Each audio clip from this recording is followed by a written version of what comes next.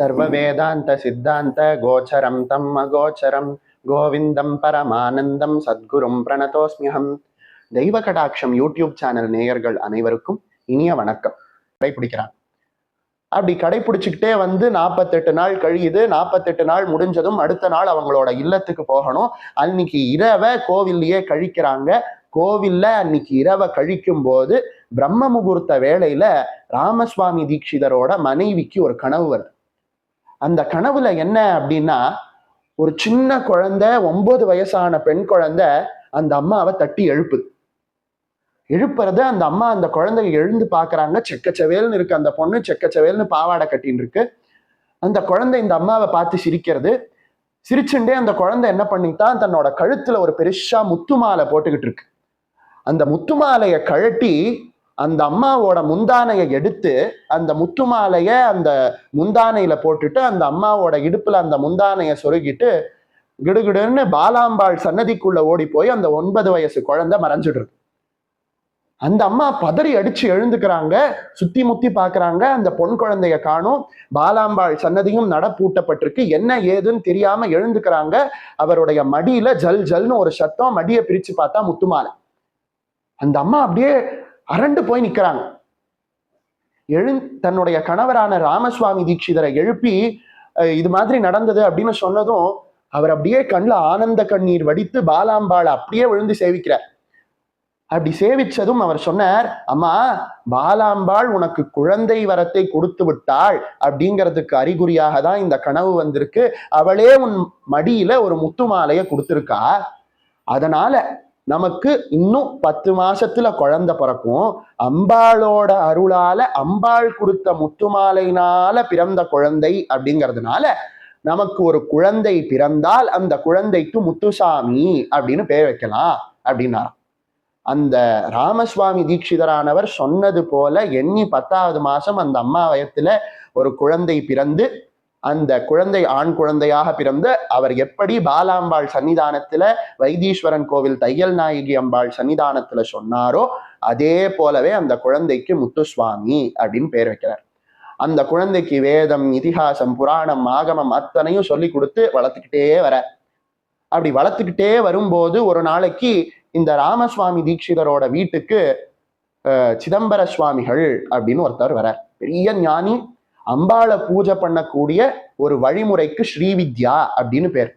அந்த ஸ்ரீவித்யா வழிமுறையில கை தேர்ந்தவர் அந்த சிதம்பர சுவாமிகள். அவர்கிட்ட இவர் ரொம்ப பக்தியோட இருக்கார். யாரு? ராமசுவாமி தீட்சிதர். ராமசுவாமி தீட்சிதரோட பையனான முத்துசுவாமி தீட்சிதர் ரொம்ப ஆச்சாரத்தோடையும் ரொம்ப தெய்வ பக்தியோடையும் இருக்கிறத பார்த்துட்டு சிதம்பர சுவாமிகள் சொல்றார், சிதம்பரதாச சுவாமிகள் சொல்றார், நான் காசிக்கு போக போறேன். காசிக்கு போகிறதுக்கு, காசி யாத்திரை பண்றதுக்கு எனக்கு ஆசையா இருக்கு.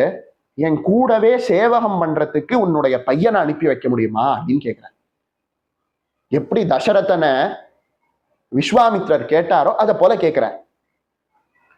உடனே இவர் சொல்றார், ராமசுவாமி தீட்சிதர், தாராளமா கூட்டிட்டு போங்க சுவாமி. உங்களை மாதிரி மகானோட 1 வருஷம் இருக்கிறதுக்கு என்னோட குடும்பம் பரம பாக்கியம் பண்ணியிருக்கணும் அப்படின்னு சொல்லி முத்துசுவாமி தீட்சிதரை சிதம்பரதாச சுவாமிகளோட அனுப்பி வைக்கிறார். இந்த முத்துசுவாமி அப்படிங்கிறவர் இந்த சிதம்பரதாச சுவாமிகளோட காசிக்கு போற. காசியில கங்கை கரையில இந்த சிதம்பரதாச சுவாமிகள் தியானத்துல இருக்கார். இவர் சேவகம் பண்ணிட்டே இருக்கார். யாரு? முத்துசுவாமி அப்படிங்கிற ராமசுவாமி தீட்சிதரோட மகன். அவரோட சேவை பண்ணக்கூடிய அந்த குரு பக்தியையும் தெய்வ பக்தியையும் பார்த்து இந்த சிதம்பரதாச சுவாமிகளுக்கு ரொம்ப மனசு சந்தோஷமாகுது. அந்த குழந்தையோட குணத்தை பார்த்து மனம் கவரப்படுறது யாருக்கு? சிதம்பரதாச சுவாமிகளுக்கு. அதனால என்ன பண்றாரா, அம்பாளோட முக்கியமான மந்திரமான பஞ்சதசாட்சரி மந்திரம் அப்படின்னு சொல்லப்படக்கூடிய மந்திரத்தை முத்துசுவாமி தீட்சிதருக்கு உபதேசம் பண்ற. உபதேசம் பண்ணி எப்படி ஜபம் பண்ணணும்னு முதற்கொண்டு அத்தனையும் சொல்ற. குரு இங்க காசியில விஸ்வநாதரை சேவிச்சுக்கிட்டு இருக்கும்போது இவர் இங்கேயே உட்கார்ந்துட்டு அந்த பஞ்சதசாட்சரி மந்திரத்தை ஜபம் பண்ணிட்டே வர.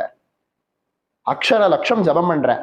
அக்ஷர லட்சம் அப்படின்னா ஒரு மந்திரத்துல எத்தனை அக்ஷரங்கள், எத்தனை எழுத்துக்கள் இருக்கோ அத்தனை லட்சம் ஜபம் பண்றதுக்கு அக்ஷர லட்சம் அப்படின்னு பேர். அந்த அக்ஷர லட்சம் ஜபம் பண்ணிட்டு இந்த முத்துசாமிங்கிறவர் சிதம்பரதாச சுவாமிகள்கிட்ட கேட்கிற, சாமி, இந்த மந்திரம் எனக்கு சித்தி ஆயிடுதா இல்லையான்னு எப்படி தெரிஞ்சுக்கிறது அப்படின்னா, உடனே சிதம்பரதாச சுவாமிகள் சொன்னார், ஓ தாராளமா தெரிஞ்சுக்கலாமே, உனக்கு இப்ப மந்திரம் சித்தி ஆயிடுதா இல்லையான்னு தெரியணும் அவ்வளவுதானே. ஆகையினால நீ என்ன பண்ணு, இதோ ஓடுது கங்கை, அந்த கங்கையில இறங்கு, உன் மனசுல என்ன வேணுமோ நினைச்சுக்கோ, நான் சொல்லி கொடுத்த அம்பாளோட மந்திரமான பஞ்சதசாட்சரி மந்திரத்தை சொல்லு, சொல்லிண்டே கங்கைய அள்ளு. நீ கங்கைய அள்ளின போது உன் கையில நீ ஆசைப்பட்ட பொருள் இருந்ததுன்னா நீ மந்திரத்துல சித்தி ஆயிட்ட அப்படின்னு அர்த்தம்னாராம். சரி அப்படின்னுட்டு குருஜி சொல்லி கொடுத்த மந்திரத்தை ஜபம் பண்ணிக்கிட்டே இந்த முத்துசாமி அப்படிங்கிறவர் என்ன பண்ற, கங்கையில இறங்குற, அம்பாளோட மந்திரத்தை சொல்லிக்கிட்டே கங்கையில முழுகிக்கிட்டே அந்த கங்கையை அள்ளிக்கிட்டு எழற.